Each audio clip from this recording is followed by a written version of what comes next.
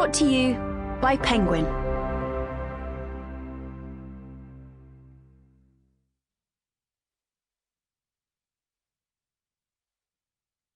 The Grand Sophy by Georgette Heyer, read by Louise Jameson.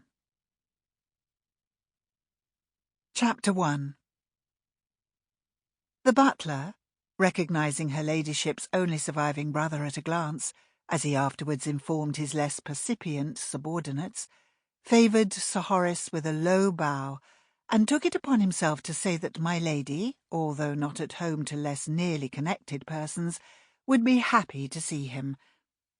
Sir Horace, unimpressed by this condescension, handed his caped greatcoat to one footman, his hat and cane to the other, tossed his gloves onto the marble-topped table, and said that he had no doubt of that, and how was Dasset keeping these days?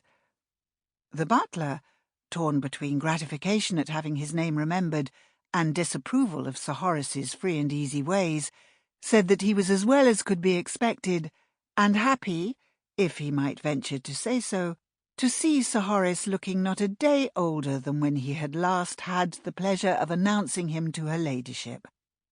He then led the way, in a very stately manner, up the imposing stairway to the Blue Saloon, where Lady Ombersley was dozing gently on a sofa by the fire, a paisley shawl spread over her feet, and her cap decidedly askew.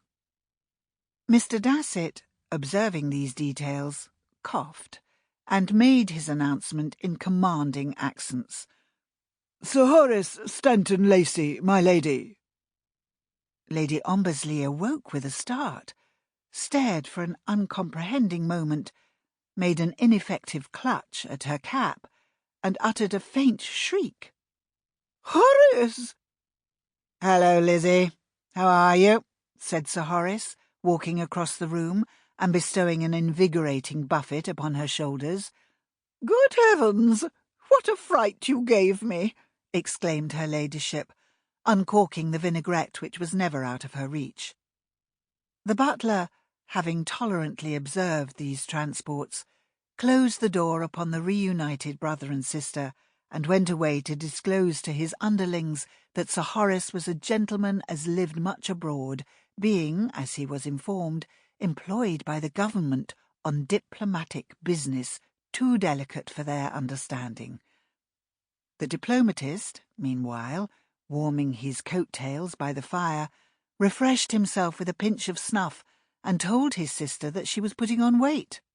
"Not growing any younger, either of us," he added handsomely. "Not but what I can give you 5 years, Lizzie, unless my memory's at fault, which I don't think it is."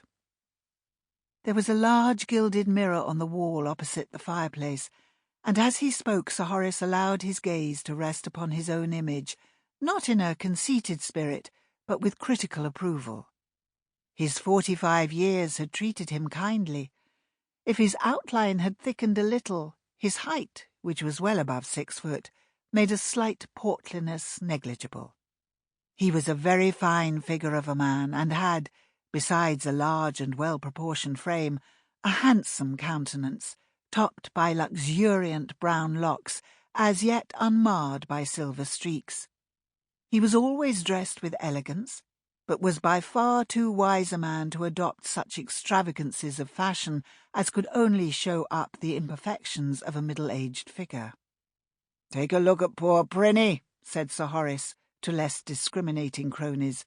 "He's a lesson to us all." His sister accepted the implied criticism unresentfully.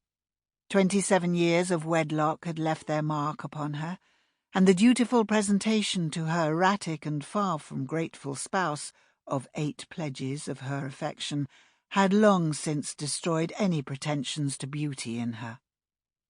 Her health was indifferent, her disposition compliant, and she was fond of saying that when one was a grandmother it was time to be done with thinking of one's appearance. "How's Ombersley?" asked Sir Horace with more civility than interest. "He feels his gout a little, but considering everything he is remarkably well," she responded.